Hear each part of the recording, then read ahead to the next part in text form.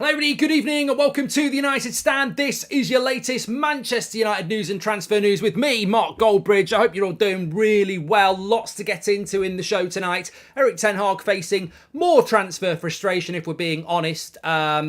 Unable to shift the players that will allow him to bring in the extra players that he wants to bring in. We're going to delve into that. Also want to talk about this complete and utter bloody nonsense that Rasmus Hojlund, we're starting to hear it more and more in the press because he hasn't got a bloody British passport. I don't know. Apparently it's an underwhelming signing. We'll be talking about that as well. Also want to talk about the latest, obviously, that's going on with Onana, what's going on with United, what we're trying to do in these next few days. And then I want to sort of dissect what a brilliant interview it was with Beth and Simon Stone earlier on, by the way. Make sure you give that a watch if you didn't see it. Simon Stone from the BBC, very credible journalist. Fantastic to have him on the United Stand for his debut. I thought it was a fantastic interview and it's well worth watching. There's a couple of things from that I'd like to talk about as well in relation to the sale and where we're at, because I think many of you quite rightly keep messaging and saying, where are we with the sale? It's gone very quiet for a month. And also a little bit about the transfer. And again, look, I'm not going to stop talking about this. The financial fair play thing, the Athletic, Laurie Whitwell, again today, talking about financial fair play and somebody at the Athletic explaining why financial fair play could well be a thing. And I'm sorry, I'm going to explain to you why it's not a thing. It's just not a thing. It cannot be used as an excuse for the Glazers. The Glazers own this football club, not the Athletic, not Richard Arnold, not John Murtagh, not Erik ten Hag. You know, I respect Laurie, I respect the Athletic, I respect Erik ten Hag, but the Glazers own this football club. Why fall for an excuse that is set up to give them a free and fair time? I just don't agree with it, and I don't agree with it at all. Anyway, let's get into the show. I hope you're doing well. My first live show of the day. I've been busy today. I'm absolutely knackered. My ankle is swollen up like a balloon, which might give you a hint of some of the stuff I've been doing today if you saw my Instagram story. But let's get in with it. And Brian Robson says it was a good interview with Simon Stone. It was absolutely fantastic. Give it a watch. So, look, we're going to start off. We're going to talk about what the Manchester Evening News said this morning. And I know Adam spoke about it this morning, but this is me.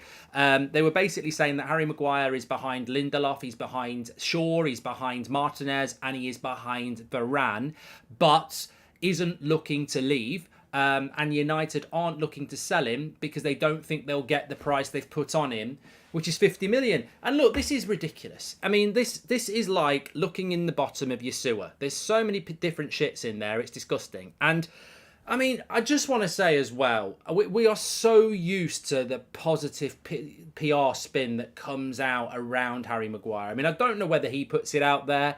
He's always asked about in the press conference. And look, yesterday morning, we've got a story coming out from many people that Harry Maguire's going to be stripped of the captaincy this week and he's going to be told to leave. And I for one, am like, this is brilliant. You know, Ten Hag probably doesn't get the credit he deserves. He came into this club.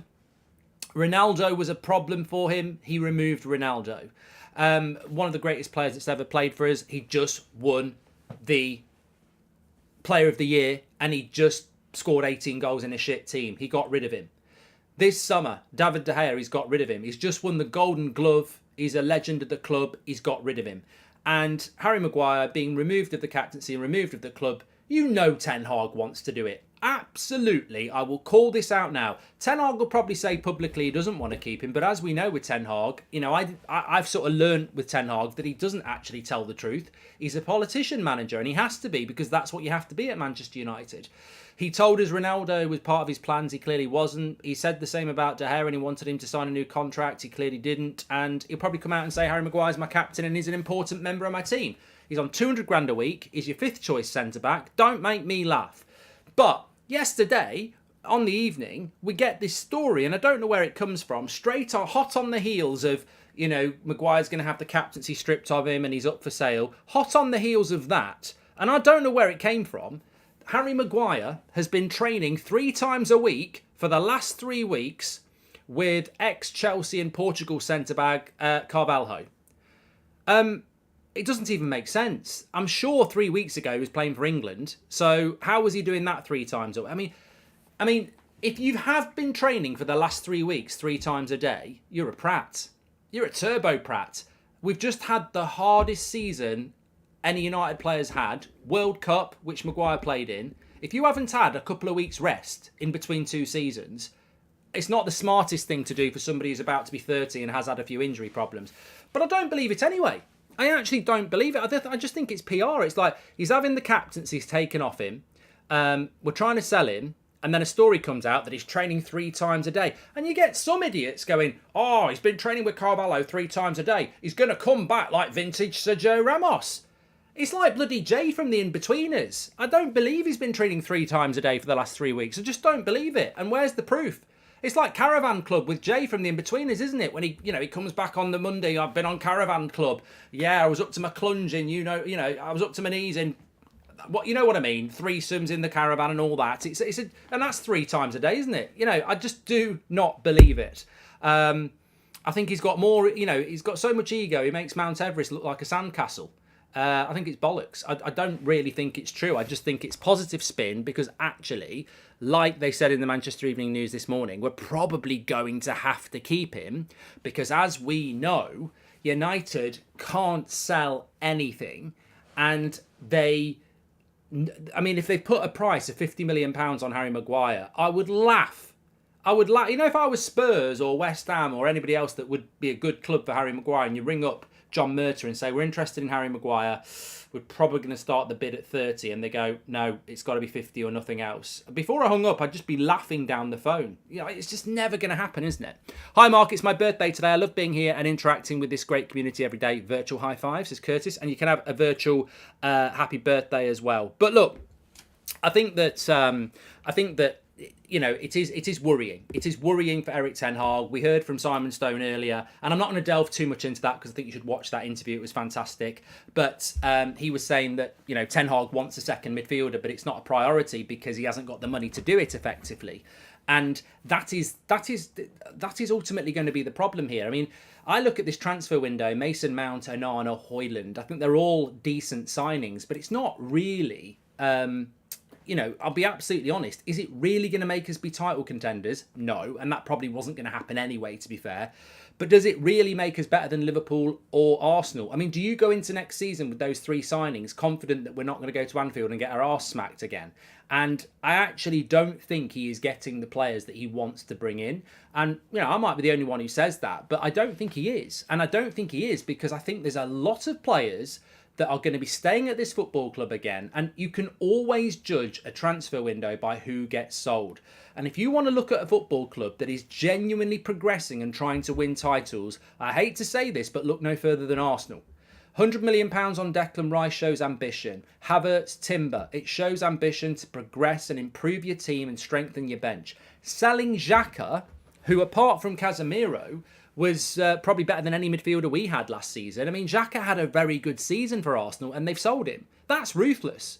I just think it's it doesn't go unnoticed by me just how well Arsenal are run compared to Manchester United. And you really should, well, you shouldn't, but it's up to you. But I really do and have said and will continue to say that this summer transfer window will be actually assessed by how many players we sell. Because there is absolutely no way that we have a manager that would say, get rid of Ronaldo, get rid of De Gea, and wouldn't be saying, you're never going to say, get rid of Ronaldo, get rid of De Gea. But I'd love to keep Martial and Maguire and McTominay. I'd love to keep those 3. I don't pick them. They're clearly not good enough, but I'd love to keep them over De Gea or Ronaldo. It's just not going to happen. But the problem is we can't bloody sell. And if you can't sell, you can't buy.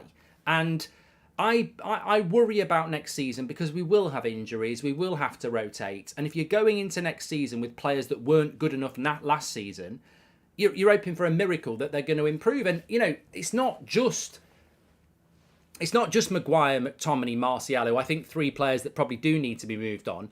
If they're going to stay, they've got to improve massively. But we already know Anthony's got to improve. Sancho's got to improve. Rashford's got to improve. Bruno's got to improve. Mount's got to come in and prove himself. And Arna will have to come in. Hojlund will have to come in.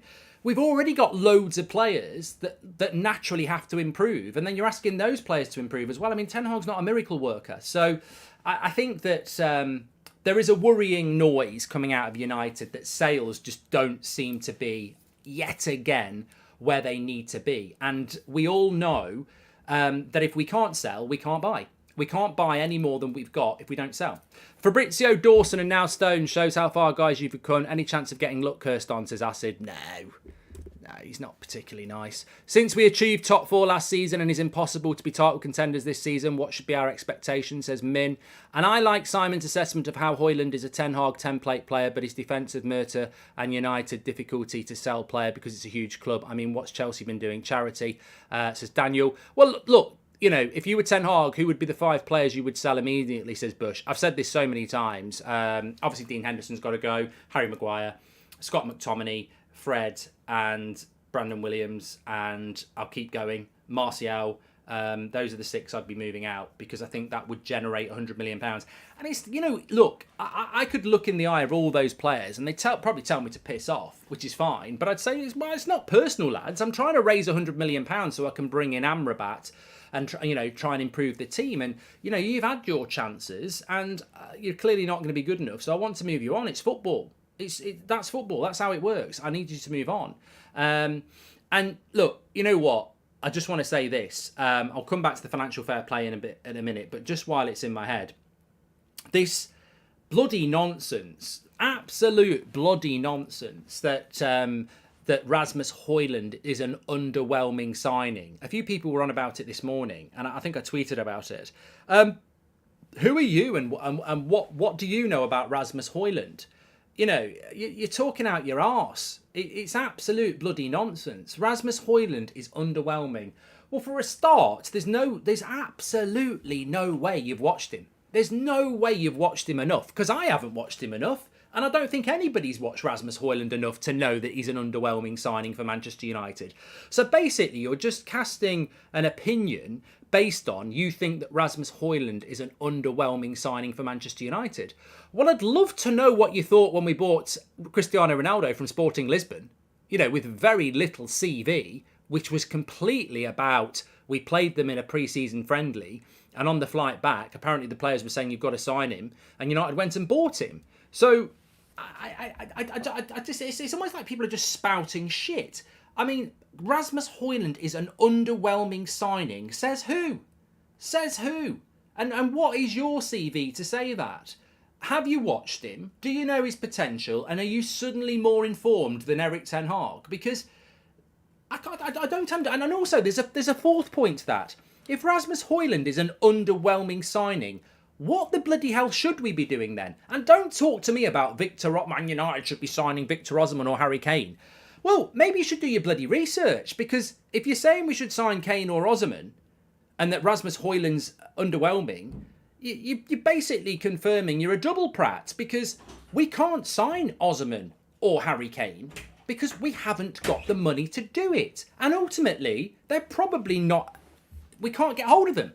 So, where do we go next then? If you can't get Rasmus Hojlund, if you can't get Harry Kane and you can't get Victor Osimhen, where do we go next? And also, we haven't got the money to buy those sort of players. So, what do you want us to do? Magic an overwhelming striker from our arse? Do a magic trick. Here's a £150 million striker who's one of the world's best for 20 quid. Like, we are what we are. We have what we have. And we don't have £100 million to spend on a striker. We're going to have to spend about 50. And therefore, within the parameters that we've got, I don't think it's underwhelming for Erik ten Hag to identify a striker with the attributes that he feels will become world class, that he can hone and develop for £50 million and turn him into something special under his tutorship. How is that underwhelming? It is not underwhelming. It is called managing expectations within the parameters that you have. And I, for one, would rather we bought Rasmus Hojlund for around £50 million, who has the potential to be something really special, than spend £50 million on someone like Jonathan David, who I think will plateau at a certain level and doesn't have the potential of a Rasmus Hojlund. I don't think it's underwhelming, because there is no real alternative. Either understand what our budget is and understand what's available with that budget, and also understand that Erik ten Hag knows Rasmus Hojlund in depth, has wanted him for a very long time, and sees a player that he can turn into something very special. How is that underwhelming? I just don't see it.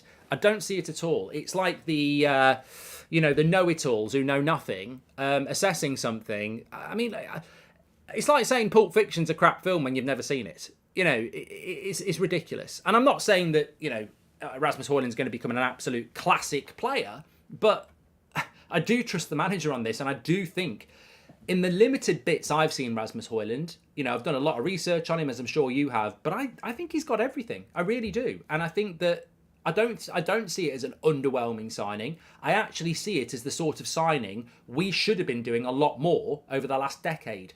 I would rather we went for somebody like a Rasmus Hojlund than buying strikers that are past it, expensive, and have no future. As much as I liked Zlatan, Ronaldo, and Cavani, what did they actually offer the long-term future of Manchester United? And were they not on the decline from the great players that they were? And were they not expensive? They were short-term gaps coming towards the end of their career who were expensive and offered no future planning.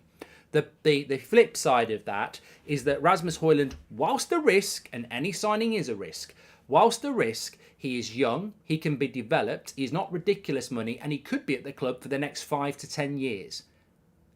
I would take that every day of the week, other than a Cavani who might be here for a year and is clearly declining and expensive. And he'll be hungrier as well. Why sign Onana to play out from the back and keep Harry, says Alex Green. Pulp Fiction, best film ever. Hope you're well, Mark, says let's reignite United. Mark, I'd be very concerned signing Hojlund with Oli or Mourinho, but I trust Ten Hag to try and develop him, says Kian. And somebody get Oli a job in Saudi. He could buy McFred for 100 million each, Maguire for 200 million. Would you be interested in arranging a party to celebrate the sale? Go, says Pete Phillips. And but look, you know what? I think that we'll move back to what we were talking about before about, the financial restrictions that Erik Ten Hag is clearly feeling. For me, Hojlund is a great signing. He can grow into a Manchester United player, says Ray Carl. And I think that, if you look at Marcus Rashford, this time last year, well, a little bit longer than that now, and I'm not going to include you in this, even though a lot of you would have agreed with me. I felt that Rashford had a bad 18 months. It looked like he was lost. It looked like he needed a change. And I think that with 2 years left on his contract, it was logical to say that maybe now's the time to cash in if PSG are interested. Look at what Erik Ten Hag has done with him. I mean, Marcus Rashford deserves the credit for the work rate that he's put in, but he's like a different player. This is the type of manager that we have. We have a developer of talent. And I think that's, if you've got a developer of talent, then you give him talent that can be developed. There's absolutely no point in bringing in players that can't be developed for a manager that is a developer of talent. There's absolutely no point in doing that, is there? It's like employing a butcher and delivering him a load of salad. What's he going to do? Rustle up a Caesar salad? He's a butcher. Give him some meat.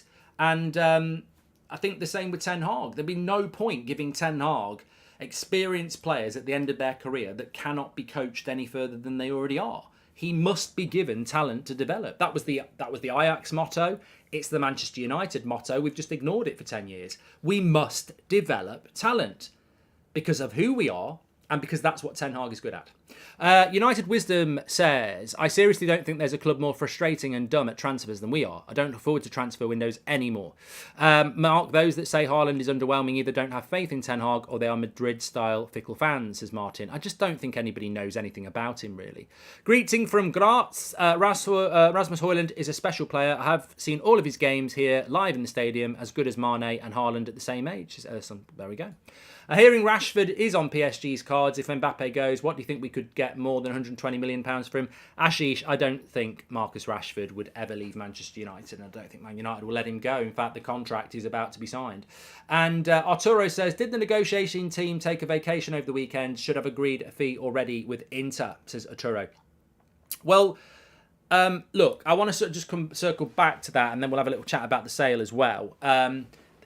There is still this conversation and it will not disappear. And I think that it's almost like a war of attrition, isn't it? It's almost like, it comes around. I'm surprised how often we have to keep talking about this and it has come around again. If I can just read you what was actually said and then we can analyse it properly. Effectively, there was an article in The Athletic today, and Laurie Whitwell was saying lots of people have questioned whether financial fair play is a convenient excuse for the Glazers on spending. That idea has been wandered around the club, but those budget pressures this summer are real.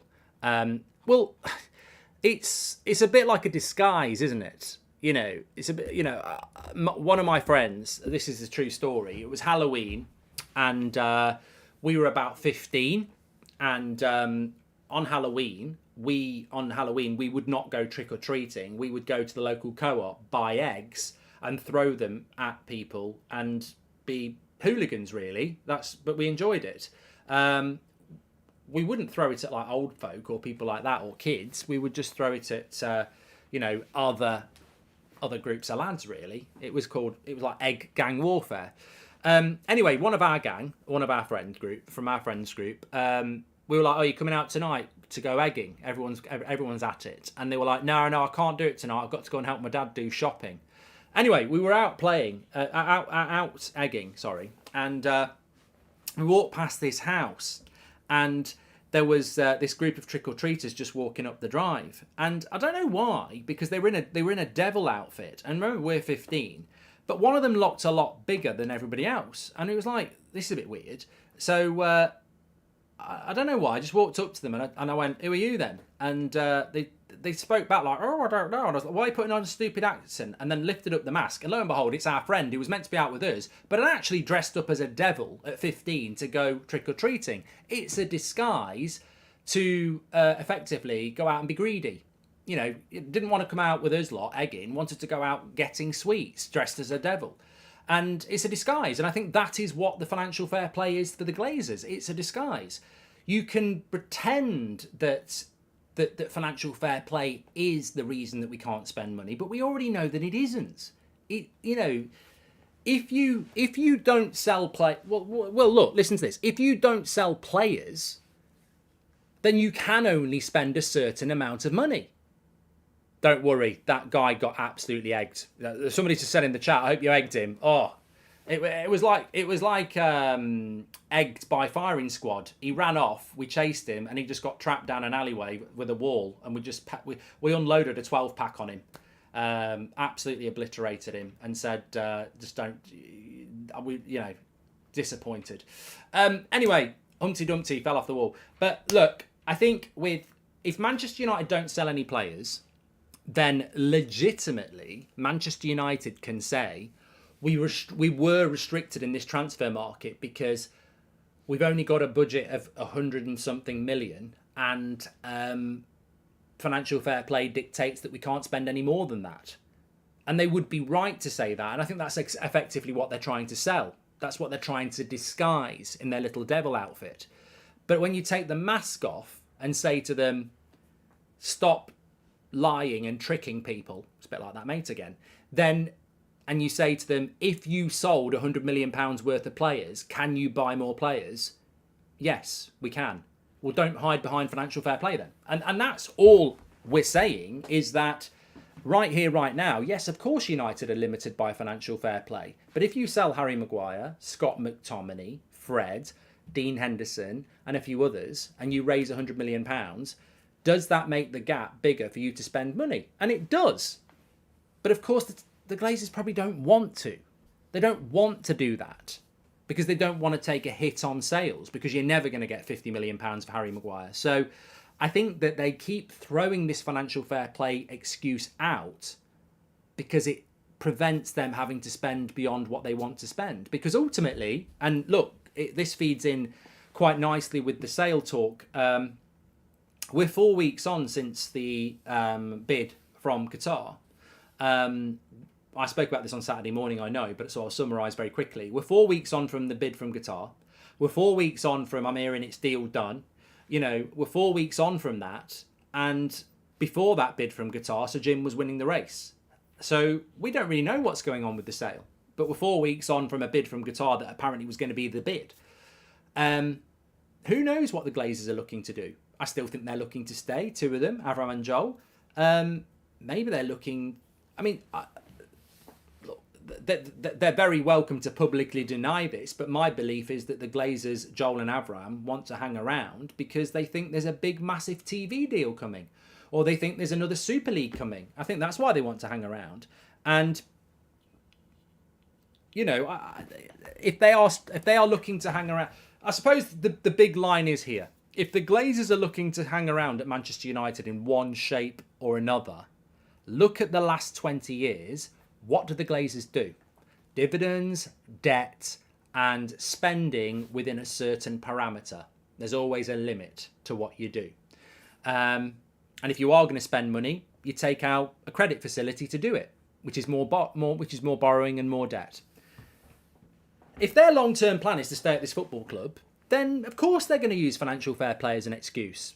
This is a Glazer summer, and people, I think, are realising that. So when I keep hearing financial fair play, and I'd say this to the BBC, I'd say it to The Athletic, I'd say it to the Manchester Evening News, every time you peddle a story about financial fair play, you're not doing it for Man United's head of communications or Richard Arnold or John Murtagh or Erik ten Hag or anyone else you've got a good relationship. You are actually feeding the Glazers. You are actually protecting the Glazers, because when you and we've been hearing this for weeks, and we hear it again today. Financial fair play is the Glazer excuse that they will use to stay at this football club like they have done for the last few years. They love it because it means we can't spend money. And that is what financial fair play is. It is an excuse. Admit it, Mark. The guy you egged was John Murtagh, says Stephen. Mark, those that say Haaland is... I've done that one, haven't we, from Martin? So look, I'm sure we're going to keep hearing it, but financial fair play is not why Manchester United can't spend money. Manchester United can't spend money because they can't sell. And we know this, and we feared this, and we are now realising this. And that is why you're starting to get stories from the Manchester Evening News that, you know, even though Harry Maguire's nowhere near being our starting centre-back, we're not looking to get rid of him. I mean, how does a manager that has just got rid of his goalkeeper who's won the Golden Glove not want to get rid of a guy that is his fifth choice centre-back on 200 grand a week and he's 30? It's bullshit. It's just simply United. And look, let's call it for what it is. And it's not just Maguire. They should be doing it with a few other players as well. They aren't good enough to sell Maguire. They don't have the people to negotiate that type of a sale because of the Glazers and the incompetence that exists in that club. And you will get fans going, Murtagh and Arnold are doing a really good job. They're doing a really good job. They're not. They're not doing a good job. They are facilitators for the Glazers. They work for the Glazers. They've worked for the Glazers for the last 10 years, and they facilitate the Glazer ownership. They've got blood on their hands, just like everybody else at that football club who facilitates the Glazers in relation to hiding the truth.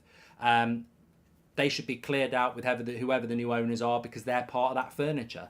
A good transfer window for Manchester United will be allowing Ten Hag to have the funds he wants to bring in another midfielder, another centre-back, and potentially, you know, another player on top of that. And to do that, you've got to sell. And if we don't sell players this summer transfer window to the value of £100 million, they failed the manager and they failed the fans. And I think we will obviously be reliant on another Ten Hag masterclass next season. But how many years, he's only had 1 year here, but how many years can Erik ten Hag produce those masterclasses? We can spend on signings. New signings means higher shirt sales, better sponsorship, higher viewers. That would give us more power even under financial fair play. Yeah, Shahin, I think you need to go and understand financial fair play. That's not how it works, unfortunately. I'm not trying to offend anyone, and I'll say it if I'm wrong, but I'd cash in on Rashford if I could. He isn't that guy. He's lazier than people think. This trader. Well, everyone's entitled to an opinion. You know, that's the whole point of the community. Everyone's entitled to an opinion. You know, I was saying on Twitter today that a lot of people have written Jadon Sancho off. I wouldn't do it yet. Erik ten Hag, as we were talking about, is a developer of talent. I think Jadon Sancho is unsellable.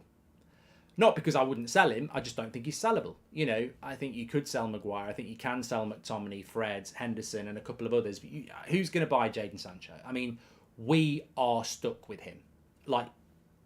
And I don't mean that in a bad way, because I like him, but there's no option to sell anyway. Who is going to buy Jadon Sancho? It's only 2 years since we gave £75 million to Dortmund. I guarantee you, we've not even paid Dortmund off yet. So we're not going to be able to sell him. Erik ten Hag, whether he likes it or not, has got to get a tune out of Jadon Sancho. So I wouldn't be surprised if he could. Off topic, but can you do a West Wrexham career mode and hire Ben Foster as your assistant coach, says FIFA Crazy? I think he's a bit busy with pre-season at the moment. But I think that I wouldn't be surprised if it turns around for Jadon Sancho, but it's going to be challenging. It will be challenging. Only underwhelming because he's linked to United. Any other club, they'd be getting a brilliant signing. Says Raz about Rasmus Hojlund. A few people have been asking me about Onana. Skid says, "Can you call Sonia an idiot?" I think in relation to this week, it's a bit like suck it and see, isn't it? It's a bit like a watching brief. It's only Monday. It's Monday night. But we've got a game on Wednesday. That will be taking up a lot of attention. It did feel like the weekend was off in relation to actual signings. It's probably correct. I mean, look, Fabrizio was on That's Football today talking about a number of things, but it's probably correct what he said about Onana. It's probably going to be the back end of the week before that gets done. We don't know the ins and outs and the intricacies of the deal. It feels like last Friday we should have just put the offer in, but we are still negotiating. Inter Milan still want a certain amount, and United are still trying to negotiate it down. It's July the 10th. Like, I don't know why we always end up in this situation where we go on tour without new signings and we go on tour with players that shouldn't be at the club. Now, that's not to say that other clubs don't do it, but we're not other clubs. Somebody in the chat might quite rightly say we're not the only club that's going to go on tour with players that need to be sold, and we're not the only club that's going to go on tour without players that need to be signed. And whilst that might be correct, since when did we compare ourselves to other clubs? Other clubs buy people in January. Our director of football says we don't buy in January. So, are we like other clubs, or are we like other clubs when it suits us? We're not like other clubs. We ignore the January transfer window because we like to do our business in the summer. And when the summer comes along, we then compare ourselves to other clubs who actually buy in January anyway. So we are meant to be unique in our transfer approach, and actually it's always pretty much the same. I'm still hopeful that we will have I think we will have an Onana for the American tour, and I'm still hopeful that we'll have Rasmus Hojlund for the American tour. But we're certainly going to have to motor a bit. It's a week on Wednesday, basically, and then I think we fly out on the Thursday. So we've got to get moving. But, Onana and Hojlund could be our deal. That could be our summer over, because I think it's universally established that if we don't sell any players, there won't be any additions to the football club.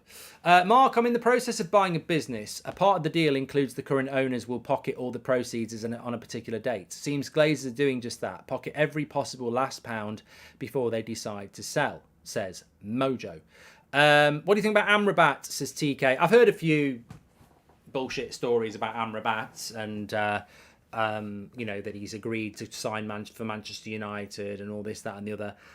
I think that Fabrizio always says something that rings and resonates with me. Personal terms won't be a problem. Personal terms with Mason Mount were not a problem for weeks and weeks and weeks. Personal terms with Onana are not a problem. Personal terms with Rasmus Hojlund are not a problem. And personal terms with Amrabat are not a problem. And the problem is, can United negotiate a deal? Have United got the money to do a deal? Amrabat would love to sign for Manchester United. He plays for Fiorentina. They're a half-decent side. They got to a Europa Conference League final. This is Manchester United playing in the Champions League final. It's a massive upgrade. Of course he'd come to Manchester United. But we haven't agreed a deal because we haven't got the finances to do that at the moment. We would need to sell. I quite like the idea of replacing Fred and McTominay with Amrabat and Mount. But, we would need to sell those players that I've just mentioned. Could you see us loaning any good players like João Felix, as Darren? Look, João Felix is not impossible But they're all impossible if we don't sell. And it's, it must be very frustrating for Erik ten Hag. I mean, he'd have walked into this transfer window. I mean, God, look, I like Ten Hag. I love Ten Hag as the manager. He's absolutely, the man I want. And we haven't always had that in the last 10 years since Sir Alex Ferguson went. But can you imagine how frustrating it must be to be the manager of Manchester United? I mean, well, you can imagine because you're a fan of Manchester United. But I remember Erik ten Hag saying in January how excited he was about new ownership and investment. And he wasn't being disrespectful to the Glazers. The Glazers had put the club up for sale, and he was acknowledging that as a Manchester United manager in January. Speaking openly and honestly, he said, it's exciting to know that investment's going to come into the club because if you want to be successful, you need major investment. And he said that publicly, and he followed it up a couple of times in April and May. And here we are in, early July, and that investment's not there. And I think he would have gone into this summer transfer window expecting new ownership very early in the transfer window, which would enable him to really hit the plans that he's got. I was speaking to somebody today, and they said, you know what, the amazing thing is for Erik ten Hag is that if Frankie de Jong became available tomorrow, Man United can't afford him. If Harry Kane became a possibility for Manchester United, they can't afford him. They don't have the money for those two players. They would have to drop Onana and Rasmus Hojlund interest. If there was suddenly a deal for Harry Kane tomorrow, United don't have the money because they can't have their cake and eat it. They can't say financial fair play is a problem and then suddenly go and buy Kane, Onana and Hojlund. They can't do it. They can't say financial fair play is a problem and suddenly buy De Jong, Onana and Hojlund. They can't do it. They'd be hypocrites of what they're trying to say. And as we've discussed, financial fair play isn't the problem if they sell players. So they need to sell. They need to sell to buy. But the ridiculous thing is they're not selling. So there's a very limited budget in Ten Hag's hands at the moment. And as I say, he would have walked into this summer transfer window expecting new ownership. And his targets were Harry Kane. His targets were Kim Min-jae. And he's now there. I've not got a centre-back. I'm going for a young, cheaper striker. I've had to pivot to a goalkeeper. Probably not going to get a second midfielder and probably not going to get a centre-back. And I haven't got a new owner either. So I feel for Ten Hag. I'm not saying it was any better for Jose. I'm not saying it was any better for Solskjaer or Van Gaal. The ownership has been consistently poor.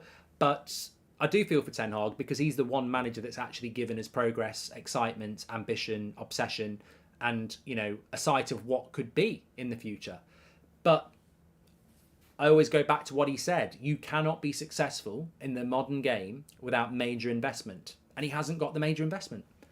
And, people can say, I'll stop being negative and moan, but I'm not being negative. I'm assessing what our manager has said and looking at the situation realistically and pragmatically. And he hasn't had the investment that he wanted this summer. And he's openly said, as many of you have, that you can't be successful in the modern game if you don't have major investment. And he hasn't had it. Arteta has spent £100 million on a player. And he finished way ahead of us. One player, £100 million. And he spent over 200 already. United have spent 55. There's a world of difference comparing us to Arsenal. Arsenal have sold Xhaka, who was one of their best players last year. There's just a world of difference. So I hate to say this because I know it won't mean anything if we get smacked up at Anfield or the Emirates because people will forget. But it's a difficult challenge for the manager, and we must remember that. It's very, very difficult. And we've said it a couple of times this summer, but we've got to be very careful of a situation that happened to Mourinho where he finished second and we wanted to build on that. And everybody else had a better summer than us, and the season started and suddenly we fell off and everyone else had gone ahead of us. And we've got to be very wary of that. I think with Ten Hag and the squad that he's got already and the couple of signings I think he'll bring in, I don't see us just falling off a cliff. But, we've got to be wary of that it could be a harder season last season than it was. It could be a harder season this season than it was last season. Siddharth, and it's not Ten Hag's fault, ultimately. Siddharth, welcome to the Members Club. Appreciate that. Mojo's gifted 20 memberships because he's a bloody legend. Absolute legend, Mojo. Hi, Mark. 35 months as a member. Appreciate you being there every day through the highs and lows. Keep it up, mate. God bless, says Yashpel. Thank you very much. Hope you're doing well, mate. A couple of super chats to catch up on. All that was needed was for Kim Min-jae deal agreeing personal terms. So apparently we're not good at that as well, says Siddharth. And Mark, what I'm worried about is this: how many of the players we bring in are truly Ten Hag players? We've seen in the past that our managers will be given players, says EG. Well, look, we never know that, and you're right to refer to Donny van der Beek. I think it's well known that Donny van der Beek wasn't really high on the list of Solskjaer, and I don't blame Solskjaer for signing Donny van der Beek, because ultimately, if you've got 5 options and they don't get you your top 4, and Donny van der Beek's the option, you're going to take it over nothing. Of course you are. That was a bad thing, but it was better than nothing, wasn't it? And we don't know what choice Hojlund is. I think he's very high, but he obviously wasn't. I'd say Rasmus Hojlund was either option 4 or 3, because we know that Kane and Osman would be option 1 and 2. Mount would be option 1. Kim Min-jae was option 1. Rabiot was option 1. They're not coming. There's still time for United to do something, but we're going round in circles in relation to sales. Realistically, would you take Jonathan David as a rotational player with Hojlund as mate? Find me the money to do that deal. To be blunt, the reason we are arguing with Inter Milan over 5 million quid is because that 5 million quid is probably needed. I think that with Onana and Hojlund, they're trying to get 2 for 50, 2 for 100, which would take our total spending to 155, which is probably a little bit too much than we've got.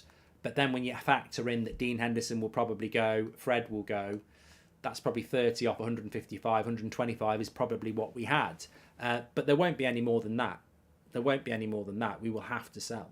Delaying this sale nor being able to sell any players is going to put us in big trouble with all our competitors buying top players. Glazers want to run this club to the ground intentionally, says SD. Mark, will you be doing a drive with Goldbridge soon, says Derek. I will try. And why out the club on sale if you're not going to sell it? Give the fans what they want. Qatar, says Ishar. Well, look, a Glazer ownership of Manchester United is a debt ownership of Manchester United. And when you've got debt, you're a business. And when you're a business, you're not a football club. And I think that, there are football clubs out there that just look at players and go, you're not good enough, get rid of them, get them off the books. But United have never done that. We've never done that. We've turned down offers that are cheap for players because we want more. Rojo stayed probably 2 years longer than he should have done. There's others as well. If Glazers stay, let Scott, Fred, Maguire, Dean take a salary of 50k a week and balance in Manchester United shares so that they get paid if club performs, says Naman. We talk about financial fair play. We need to remember if things go south, Ten Hag could be gone by January. It won't be his fault. Why do we bargain so much? If some club is asking 50 million and we know we have it, just pay it, says Ashish.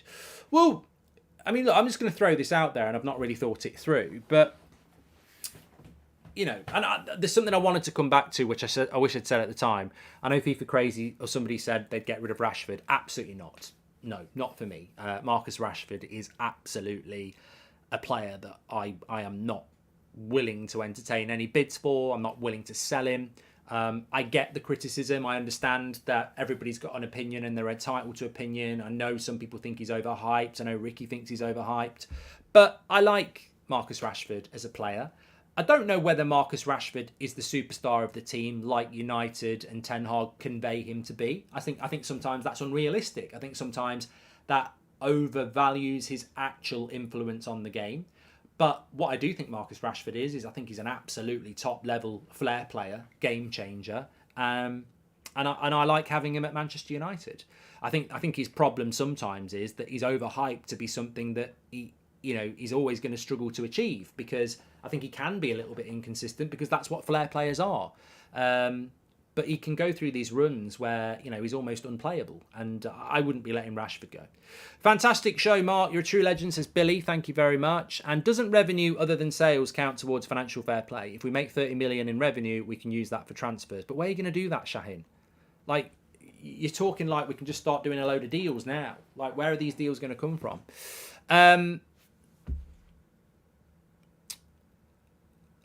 Yeah, Ashish, I just wanted to come back to what Ashish said. He was saying, like, maybe Erik ten Hag could be out of the club in January if things go wrong.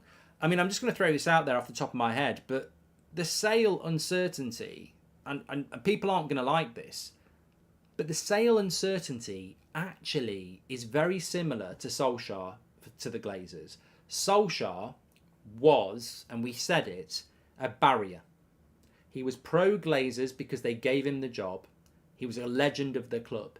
So all the dislike for the Glazers, you got the Glazers here, you got the fans here, and there's obviously a torrent of dislike. But then you put something in between, like a cushion or a barrier, and it was Ole Gunnar Solskjaer, who, look, remember when them fans were protesting at Carrington and Solskjaer spoke to them and said they're okay, they're good guys or something like that. Solskjaer got a lot of bad press, but he was given a job he never should have got, and the Glazers gave it him. And Solskjaer's a loyal guy, and I think he felt indebted to them, and he wanted to try and make it work. And I think Solskjaer was a dreamer. He wanted to be successful. So for him to keep his job, the Glazers needed to keep their job because they'd given him the job, and he wanted to please the fans. So he became a barrier, and it was hard to get too angry because everyone respected and liked Solskjaer. So he was a barrier. When Solskjaer left and Ten Hag came in, that barrier came down because Ten Hag was the fans' choice and the Glazers were, exposed. But I think that, and I'm not saying this is the case, but is the sale of the club not the barrier now? And it protects the Glazers. And does it not protect Ten Hag as well? Because people say, well, Ten Hag would get sacked. I don't think the Glazers would sack Ten Hag because, Ten Hag would be a victim if he started failing next season because of the mess the club is in relation to, we're still in debt, we've not had the investment, we've not had the new owners. So I think Ten Hag will be fine no matter what happens next season. I don't see a situation where the Glazers would sack him. That would be suicidal. And I don't really see a situation where the fans would turn on him. So I don't think Ten Hag will be in any danger next season while the sale process is going on, even if we were down in 6th or 7th.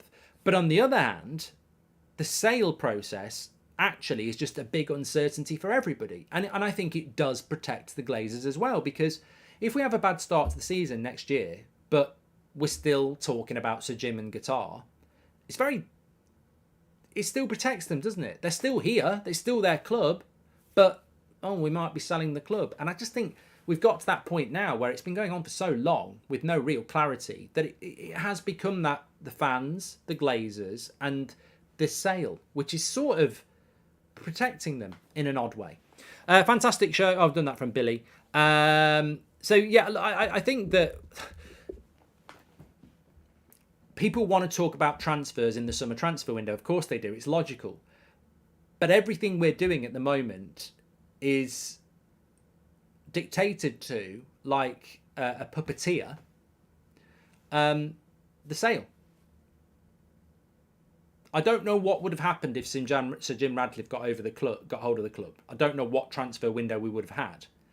But what we do know is, and this is not a pro-Qatar thing or anything like that, but I just want to, sort of underpin how the sale has created this uncertainty and protection for the Glazers, and the fans are sort of in this fog of confusion that we just keep wondering. We are in the fog, aren't we?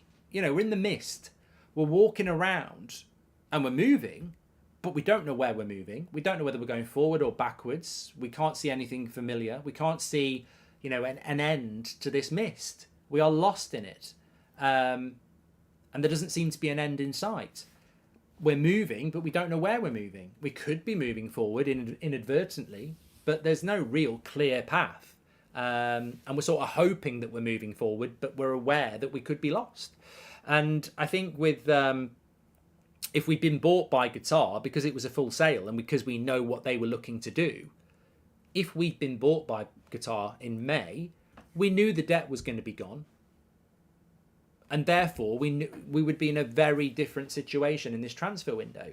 And I would challenge anybody who says you're just speculating, because we're not. We know what the Qatar offer was and is. Regardless of what they give the Glazers, they want to invest in Manchester. They want to invest in Manchester United. They want to invest in the infrastructure, the stadia, in the squad. And they want to clear the debt. And it's almost like looking at this amazing cake in the window of a cake shop, but it's not open. You can see the cake. You can almost imagine how nice it tastes. It's gluten-free, don't worry, if you can't eat it. And if you're lactose intolerant, forget it. We're not going down that road. But I actually do drink lactose intolerant milk, lactose-free milk. Interesting fact. I won't tell you why. But the reality is, we're looking at that cake through that window and it looks delicious.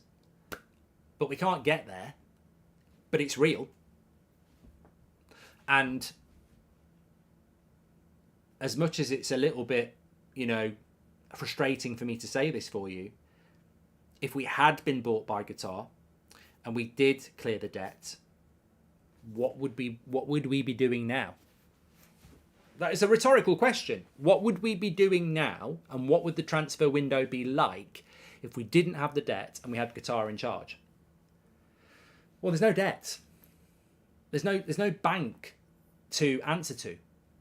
There's, some people say that we can't sell Harry Maguire for £30 million because of the debts and these assets that we have and all this. Well, all that disappears straight away. If you've cleared the debt and Qatar own the football club, it's a bit like Newcastle and Man City, isn't it? You can sell Maguire for 30 million if you want. You can pay him off for 10 million. You can do those things, and you can sell easier. And if you sell easier, you can spend more. Who do you think we will sell first, and for how much? I think Henderson's probably going to go, or Fred Uvia, in my opinion. Alex Green, thank you, and welcome to the Members Club. Are you expecting anything this week, Mark? Yeah, I mean, I am. Look, the thing about United is, and we're all long enough in the tooth to know this. I never agree with people who come out with, what I describe as ridiculous lines like, we're clearly not going to buy anybody, we're clearly not going to sell anybody, it's all going to go wrong. I don't think that ever happens at Manchester United. I mean, take last summer, for example. I think that was a bad transfer window, but we ended up with good players. I think it was a bad window because we had nobody on pre-season. It affected the start of our season. We didn't bring Anthony and Casemiro in until the end of August, and Casemiro wasn't really settled till October. That impacts your season when it starts at the start of August. And it did. So I think sometimes there are layers to United, and it's never a good window because it's never organised, it's chaotic. We will get players in, we will get players out. Will it be the players that Ten Hag wanted? Of course it won't. Will it be the players that he wanted to sell? Of course it won't. But there'll be a level of success. And instead of it being an 8, 9 or 10 window, I think it will probably be a 6, 7 or 8 if we're lucky.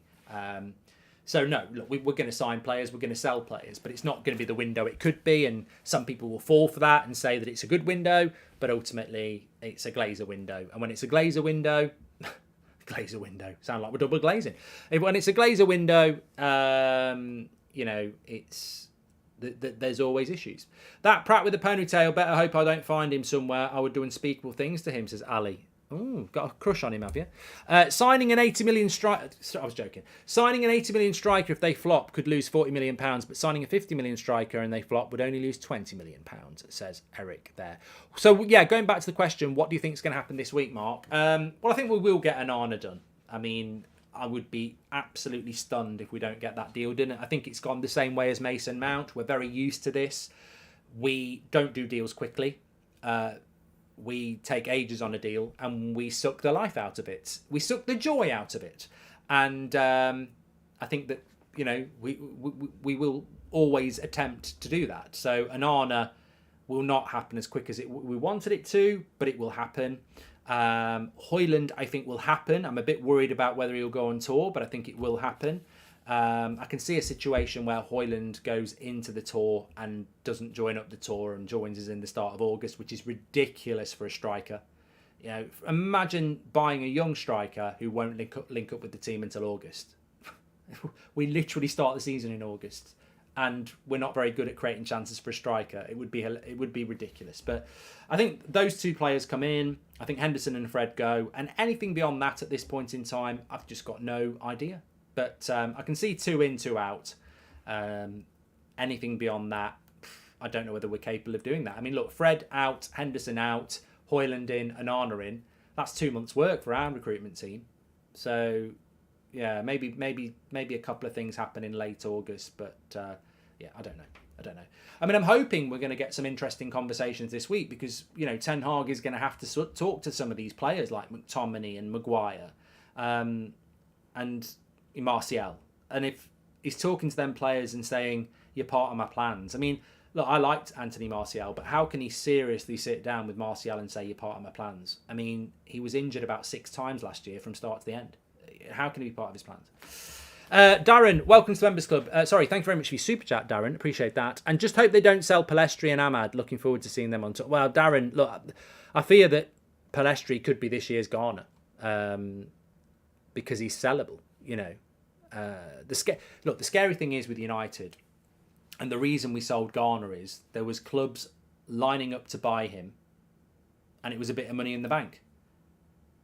You know, you can't do that with Maguire because it's like, oh, it's not enough money. So they might look at Palestri and go, that's a bit of money we can get. We'll have to wait and see. Anyway, look, thanks everyone for watching. Do not forget to watch the Simon Stone interview with Beth. If you didn't see it at 4 o'clock today, it's brilliant. It's well worth a watch. Really insightful. Fantastic from Simon Stone and fantastic from Beth. Really, really enjoyed it. Do give it a watch. It's on the homepage.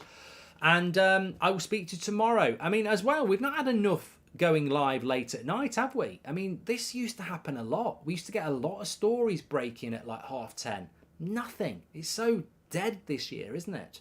I can't remember whether it was like it last year as well. I don't know. Anyway, take care. You're all legends. I've really enjoyed the show. It's nice to be back. And I'll speak to you tomorrow. Remember, we've got a watch along on Wednesday as well. Watch along Wednesday. Afternoon, isn't it? 4 o'clock. Take care, everyone. I'll speak to you in a bit.